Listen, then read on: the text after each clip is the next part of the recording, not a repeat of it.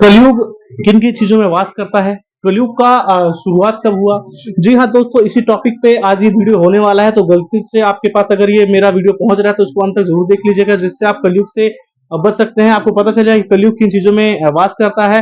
दोस्तों, स्वागत है हमारे यूट्यूब चैनल धार्मिक स्थल अभिजीत ब्लॉग पे और फेसबुक पे। तो दोस्तों, आज हम आपको ऐतिहासिक चीज को बताने के लिए प्रस्तुत है। तो कलयुग कहाँ से शुरू हुआ और कलयुग किन किन चीजों में वास करता है। तो चलिए दोस्तों, देर न करते हुए, आपका दोस्त बलजीत इस वीडियो को बना रहा है, तो चैनल को जरूर सब्सक्राइब करिएगा, लाइक करिएगा और आगे बढ़ाइएगा। और मैं आपको बताऊंगा कि कलयुग जो है वो किन किन चीजों में वास करता है और कलयुग का शुरुआत कब से हुआ। तो चलिए दोस्तों, देर ना करते हुए इस चीज को हम शुरू करते हैं। जब महाभारत खत्म हुआ, उसके बाद अभिमन्यु को घेर करके मारा गया और अभिमन्यु के जो पुत्र थे उस समय में गर्भ में थे।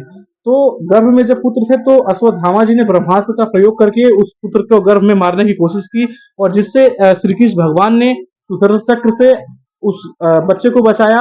और वो जो बच्चा था वो राजा परीक्षित के नाम पे, जो कि कह सकते हैं कि पूरी दुनिया में उस समय राज चल रहा था। ये जब कलयुग नहीं शुरुआत था उसके अंत तक, जब राजा परीक्षित जी बड़े हुए उसके बाद से जंगल में शिकार करने गए, और उन्होंने जंगल में शिकार करते करते उस समय जो कलयुग का समय था वो आने वाला था। और राजा जो परीक्षित थे उस समय समझ लीजिए मालिक थे पूरी दुनिया के, राजा उन्हीं को कहते हैं, राजा परीक्षित। तो राजा परीक्षित जी जब जंगल में गए तो वहीं पे कलयुग आ गया और बोला कि कलयुग अब मेरा समय शुरू होने वाला है, आप यहाँ के राजा हैं, महाराजा हैं, आप मुझे ये बताइए कि मैं कहाँ पे वास लूं। तो राजा परीक्षित जी ने बोला कि मैं जब तक जीवित हूँ तब तक मैं कलयुग नहीं आने दूंगा आपको। जैसे ही जानते ही हैं बड़े बुजुर्ग कैसे होते हैं कि एक बार जब ठान ले कोई चीज तो नहीं मानते हैं जल्दी। तो कलयुग बोला नहीं, ये मेरा समय अब शुरू हो रहा है, तो आपको मेरे को कहीं ना कहीं स्थान देना ही पड़ेगा।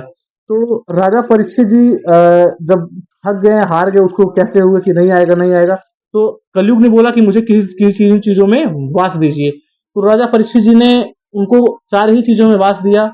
एक मदिरा और जुआ कह सकते हैं आप, जुआ शराब मदिरा, उसके बाद से हवस यानी कह सकते हैं आपकी महिलाओं के गुप्तांग में, उसके बाद से सोने में।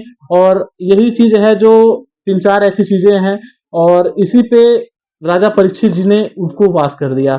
और राजा परीक्षित जी ने सोनों का मुकुट पहन रखा था, तो उनको ये चीजें पता ही नहीं चला, और जो कलयुग है उनके मुकुट में जाके विराजमान हो गया। तो जब वो विराजमान हो गया तो उसके बाद से उनका जो मति है वो थोड़ा सा भ्रष्ट होने लगा। उसके बाद से क्या हुआ कि एक ऋषि मुनि थे, वहां पे तप कर रहे थे, उसी के पास पानी मांगने गया राजा परीक्षित जी की, पानी दो पानी दो पानी दो। वो ऋषि मुनि एकदम ध्यान में मग्न थे। तो क्या किया राजा परीक्षित ने, एक मरा हुआ सांप था वही उनके गले में लपेट दिया। और जो ऋषि का जो पुत्र था वो इन घटनाओं को देखा, उसके बाद से राजा परीक्षित को श्राप दे दिया कि आपको आने वाले 8 दिन के अंदर तक्षक नाम का जो नाग है वो आपको डस लेगा।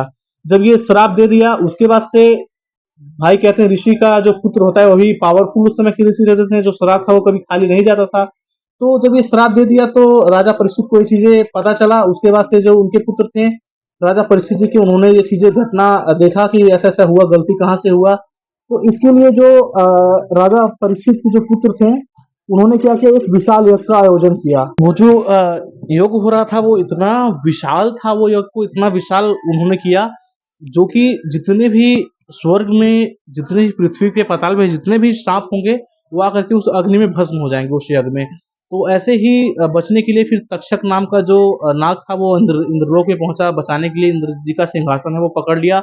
और ये जो यज्ञ था इतना पावरफुल था कि उस सिंहासन को ही लेकर के नीचे आ रहा था। तो किसी ऋषि मुनि के लोगों ने बताया कि यहाँ से ये गलती हुआ है, और उनको आकर के राजा परीक्षित के पुत्र को बताया कि यहाँ से ये गलती हुआ है और ऐसा है, ऐसा आप न करिए वरना सारे जो नाग हैं वो संकट में पड़ जाएंगे। तो इसी तरीके से क्या हुआ, उन्होंने यज्ञ को बंद किया, वरना आज एक भी सांप इस दुनिया में नहीं मौजूद रहते। तो ऐसे ऐसे पुराने इतिहास पड़े हुए हैं। तो आप लोग को पता है कि, मैं बता दूं कि आपने जैसे इस कहानी को सुना, तो सिर्फ कलयुग जो है यही तीन चार चीजों में वास करता है। तो इससे आप लोग जितना बचे रहेंगे कलयुग आप पे कभी हावी नहीं होगा। और कलयुग जो है, यही सत्य है कि यही चार चीजों में इसमें वास कर रहा है। आप अपने आसपास के देख सकते हैं, बाकी कलयुग कहीं पर नहीं है। अभी कलयुग एक चरण में है, एक सीमा में, अभी शुरुआती दौर है आप इसको कह सकते हैं। तो चलिए दोस्तों, आपको ये वीडियो कैसा लगा है? और भी ऐसे ही वीडियो आप लोग को मिलता रहेगा, ऐतिहासिक जानकारी, हिंदू मंदिरों की ऐतिहासिक जानकारी हमारे यूट्यूब चैनल पे आपको ऐसे ही मिलता रहेगा। तो दोस्तों, चैनल को बिना सब्सक्राइब किए मत जाइएगा, चैनल को सब्सक्राइब करके, लाइक करके और शेयर कर जरूर कर दीजिएगा। फेसबुक पे फॉलो जरूर कर दीजिएगा, और आपका दोस्त बलजीत ऐसे ही वीडियो बनाता रहेगा। तो चलिए दोस्तों, जय श्री कृष्णा, जय श्री श्याम, राधे राधे।